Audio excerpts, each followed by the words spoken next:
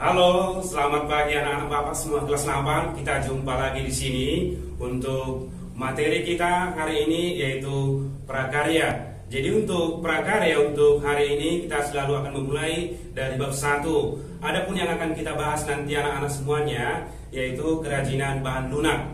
Nah, di bab 1 ini anak-anak kita akan membahas ada beberapa 4 submateri. Yang pertama, prinsip kerajinan bahan lunak. Yang kedua, jenis dan karakteristik kerajinan bahan lunak.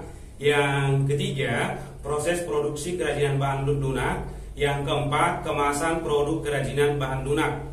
Jadi untuk pertemuan kita hari ini kita akan mulai dari prinsip kerajinan bahan lunak dan yang kedua, jenis-jenis dan karakteristik bahan lunak. Nah, untuk anak-anak kami semua kelas 8, adapun nanti penjelasan mengenai prinsip kerajinan bahan lunak dan yang keduanya itu akan Bapak jelaskan lebih detailnya lewat penjelasan di PowerPoint. Jadi Bapak harap kalian semuanya mengikuti dengan baik. Selamat pagi anak-anak, langsung aja kita masuk ke materi kita di bab 1 kerajinan bahan lunak ya. Jadi yang kita bahas untuk pagi ini yang A, prinsip kerajinan bahan lunak, yang B, jenis dan karakteristik kerajinan bahan lunak, yang C, proses produksi kerajinan bahan lunak, yang D, kemasan produk kerajinan bahan lunak. Langsung kita mulai yang pertama, A, prinsip kerajinan bahan lunak ya. Jadi kalau yang dinamakan kerajinan bahan lunak yaitu barang-barang yang sifatnya lunak ya.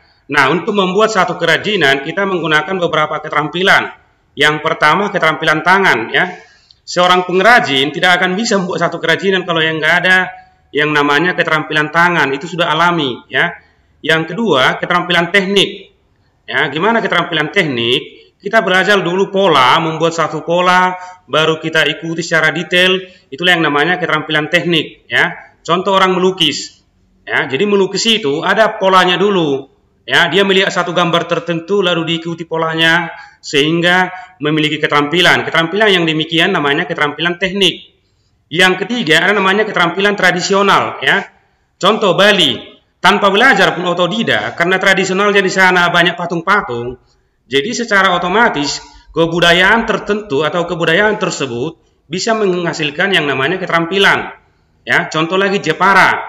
Jepara terkenal dengan ukir-ukiran ya. Karena kebanyakan di daerah Jepara itu banyak ukir-ukiran, secara otomatis ya, wilayah Jepara itu mempengaruhi masyarakatnya akan cinta dengan ukir-ukiran ya.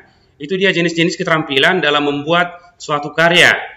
Ya. Lalu yang berikutnya kita akan bahas mengenai manfaat-manfaat daripada kerajinan tersebut. Yang pertama, kerajinan busana ya. Nah, busana itu umumnya identik dengan pakaian, misalnya gelang, kalung, bros, dan cincin.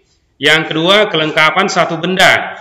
Contoh tisu. Tisu itu sudah lengkap, tapi begitu dibuat kotaknya, ya, misalnya kotak tisu, maka benda tersebut jadi kelihatan lebih indah. Yang ketiga, kelengkapan rumah atau bangunan. Pernah nggak lihat rumah yang cantik? Pernah ya? Nah, rumah yang cantik tadi, kalau diberi misalnya air mancur di depan, maka rumah tersebut akan lebih indah lagi. Sebetulnya rumah itu udah cantik. Nah, begitu dibangun air mancur, ya, maka akan kelihatan ditambah indah. Itulah yang disebut dengan kelengkapan rumah.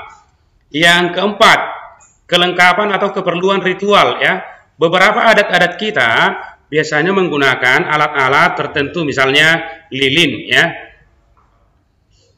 Nah, berdasarkan manfaat, kerajinan bahan lunak dikategorikan dengan produk-produk berikut. Yang pertama, menambah keindahan. Yang kedua, memberi penekanan kekhasan suatu benda. Yang ketiga, menjadi persyaratan pemakaian. Yang keempat, pertanda atau simbol. Yang kelima, dibuat duplikasi. Yang keenam, sebagai bagian dari karya seni.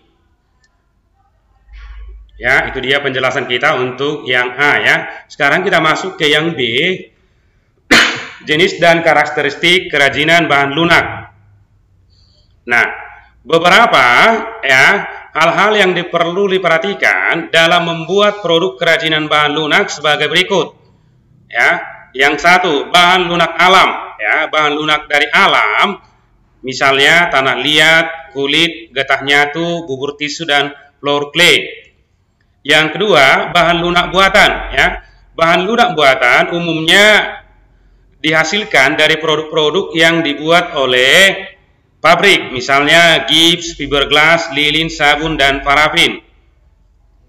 Nah, beberapa jenis bahan lunak, diantaranya bahan lunak alam, misalnya tanah liat, kulit, getah nyatu, dan floor clay. Yang kedua, bahan lunak buatan, umumnya misalnya fiberglass, lilin, parafin, gips, dan sabun. Ya. Oke, demikian pertemuan kita untuk hari ini. Jadi Bapak berharap kalian rajin belajar di rumah, tetap semangat, jaga kesehatan. Jadi untuk hari ini Bapak belum ada membuat penugasan, cuman Bapak berharap kalian semua anak-anak Bapak kelas 8 agar membuat catatan-catatan penting mengenai materi yang Bapak jelaskan tadi, yaitu mengenai prinsip kerajinan bahan lunak, jenis dan karakteristik kerajinan bahan lunak. Jadi Bapak berharap semua melaksanakannya dengan baik. Terima kasih.